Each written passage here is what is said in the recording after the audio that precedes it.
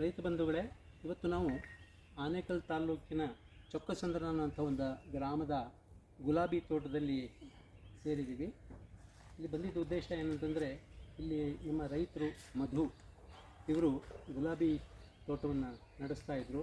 ಇಲ್ಲಿ ಕೆಲವು ಅವರಿಗೆ ಸಮಸ್ಯೆಗಳು ಉಂಟಾಗಿ ಗುಲಾಬಿ ತೋಟದಲ್ಲಿ ಇಳುವರಿ ಎಲ್ಲ ಕಡಿಮೆ ಆಗಿತ್ತು, ಗಿಡ ಎಲ್ಲ ಕುಗ್ಗಿ ಹೋಗಿತ್ತು. ಆ ಸಂದರ್ಭದಲ್ಲಿ ಅವರು ನಮ್ಮ ಸಂಪರ್ಕ ಮಾಡಿದ ಮೇಲೆ ನಮ್ಮ ಪ್ರಯತ್ನ ಮಾಡಿಬಿಟ್ಟು ಇಲ್ಲಿ ಇದನ್ನು ಮೇಲೆ ಕೆತ್ತಬೇಕು ಅನ್ನೋಂಥ ಒಂದು ಪ್ರಯತ್ನವನ್ನು ನಾವು ಇಲ್ಲಿ ಮಾಡಿದ್ದೀವಿ. ಸೊ ಅದನ್ನು ಹೇಗಾಯಿತು, ಏನಾಗಿತ್ತು, ಹೇಗಿದೆ ಅನ್ನುವಂಥ ವಿಚಾರವನ್ನು ಮಧು ಅವರ ಬಾಯಿಂದೆ ನಾವು ತಿಳ್ಕೊಳ್ಳೋಣ. ಮಧು ಅವರೇ, ಈಗ ಸುಮಾರು ಒಂದು 6 ತಿಂಗಳಾಯಿತಾ ನಿಮಗೆ ಒಂದು ಮಣ್ಣಿನ ಸಮಸ್ಯೆ ಬಂದುಬಿಟ್ಟು ಗಿಡದ ಬೆಳವಣಿಗೆ ಕುಗ್ಗಿಬಿಟ್ಟು ಮತ್ತು ಇಳುವರಿ ಕಡಿಮೆಯಾಗಿ ನೀವು ನಮ್ಮನ್ನು ಸಂಪರ್ಕ ಮಾಡಿದ್ದು ಸುಮಾರು 6 ತಿಂಗಳಾಗಿದೆ ಅಲ್ವಾ? ಹೌದು ಸರ್. ಮಾರ್ಚ್ ಏಪ್ರಿಲಲ್ಲಿ ಸ್ವಲ್ಪ ಜಾಸ್ತಿ ಆಯಿತು.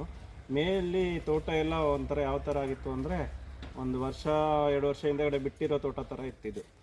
ಯಾವ ಥರ ಅಂದರೆ, ಸರಿಯಾಗಿ ಒಂದು ಎಲೆನೂ ಚೆನ್ನಾಗಿ ಕಾಣಿಸ್ತಾ ಇರಲಿಲ್ಲ. ಎಲ್ಲ ಒಂಥರ ಈಸಿಯಾಗಿ ಎಲೆಗಳೆಲ್ಲ ಒಂಥರ ಏನದು ಒಣಗೋಗಿರೋ ರೀತಿಯಲ್ಲಿತ್ತು, ಸುಟ್ಟಂಗೆ ಆಗಿತ್ತು. ಅದ್ರ ಜೊತೆಗೆ ಒಂದು ಸ್ಟೆಮ್ಮು ಸರಿಯಾಗಿ ಬರ್ತಾ ಇರಲಿಲ್ಲ. ಇಷ್ಟು ತೋಟಕ್ಕೆ, 1 ಎಕರೆ ತೋಟಕ್ಕೆ ನನಗೆ 50 ಬಂಚ್ ಕಾಣೋದೇ ಕಷ್ಟ ಆಗ್ಬಿಟ್ಟಿತ್ತು. ಎಲ್ಲರೂ ಹೇಳ್ತಾಯಿದ್ರು, ಇನ್ನು ಆಗಲ್ಲ, ಕಿತ್ತಾಕ್ಬಿಡಿ ಅಂತ. ಸೊ ಆಗ ನನಗೆ ನಿಮ್ಮ ಜ್ಞಾಪಕ ಬಂತು. ನೀವು ಒಂದು ಶೆಡ್ಯೂಲ್ ಕೊಟ್ಟಿದ್ರಿ ನನಗೆ ಮೊದಲು, ಗೊಬ್ಬರದ್ದು ಯಾವ್ಯಾವ ದೇಶ ಎಷ್ಟು ಬಿಡಬೇಕು ಅಂತ. ಸೊ ಆಗ ನಿಮ್ಮ ಜ್ಞಾಪಕ ಬಂದು ನಾನು ನಿಮಗೆ ಫೋನ್ ಮಾಡಿದಾಗ ನೀವು ಬಂದು ತೋಟ ನೋಡಿ ನನಗೆ ಈ 4 ಪ್ರಾಡಕ್ಟ್ ಕೊಟ್ರಿ. ಒಂದು ಬಿ ಚಾರ್ಜರು, ಇದು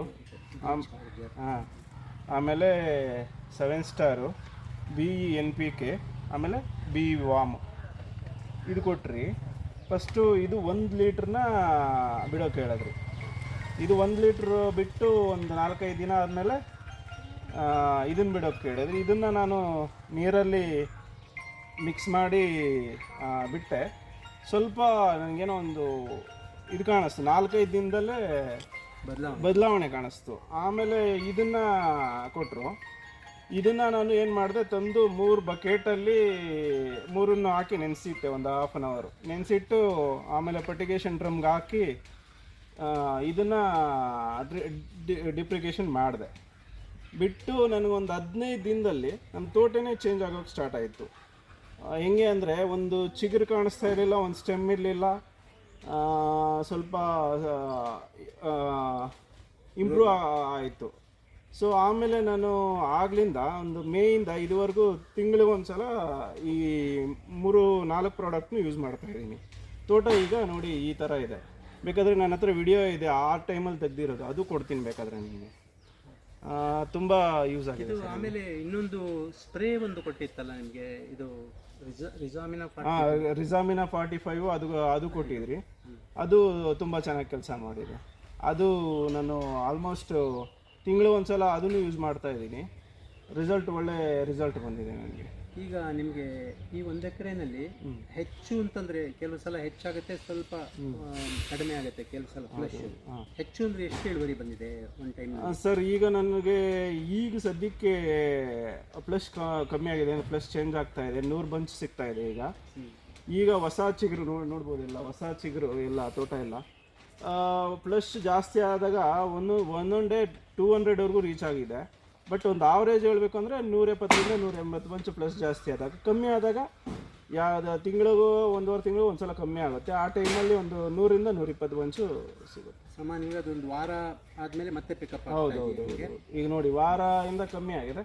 ಇನ್ನೊಂದು ನೆಕ್ಸ್ಟ್ ಒಂದು 2-3 ಕೊಯ್ಲಲ್ಲಿ ಮತ್ತೆ ಸ್ಟಾರ್ಟ್ ಇದಾಗ್ಬಿಡುತ್ತೆ. ಅಂದರೆ ಅಲ್ಲಿಗೆ ನಿಮಗೆ 6 ತಿಂಗಳ ಹಿಂದೆ. ಸೊ ಹೀಗಾಗಿ ನಮಗೇನಂತಂದರೆ, ಈ ಥರ ನಾವು 100 ತೋಟಗಳನ್ನು ಬದಲಾವಣೆ ಮಾಡಿದ್ದೀವಿ. ಅಂದರೆ ರೀಕ್ಲೈಮ್ ಮಾಡೋದು ಅಂತ, ಹಾಳಾಗೋಗಿರೋಂಥ ತೋಟವನ್ನು ಮೇಲಕ್ಕೆತ್ತೋದು, ಇದೇನೇ ನಮ್ಮ ಒಂದು ವಿಶೇಷತೆ ಆಗೋಗಿದೆ. ನಮಗೆ ಇದರಿಂದ ಅಷ್ಟೊಂದು ತೃಪ್ತಿ ಸಿಗುತ್ತೆ. ಅದಕ್ಕಾಗಿ ನಾವು ಮಾಡುವಂಥದ್ದು ಈ ಕೆಲಸ. ಅದರ ಜೊತೆ ಈ ಒಂದು ಎಲ್ಲ ರೀತಿಯ ಪದಾರ್ಥಗಳು, ಇದನ್ನೆಲ್ಲ ನಾವು ಮಾರ್ಕೆಟ್ ಮಾಡಿ ರೈತರ ಜೊತೆ ಪ್ರತಿನಿತ್ಯ ಸಂಪರ್ಕ ಇಟ್ಕೊಂಡು ಈ ಒಂದು ಉದ್ಯಮದಲ್ಲಿ ನಾವು ತೊಡಗಿಸ್ಕೊಂಡಿದ್ದೀವಿ. ಇದಕ್ಕೆ ನಿಮ್ಮೆಲ್ಲರ ಸಹಕಾರವನ್ನು ನಾವು ಬಯಸ್ತೀವಿ. ತುಂಬ ಸಂತೋಷ, ನಿಮ್ಮ ತೋಟ ಚೆನ್ನಾಗಾಗಿದೆ. ಧನ್ಯವಾದಗಳು ಸರ್ ನಿಮಗೆ.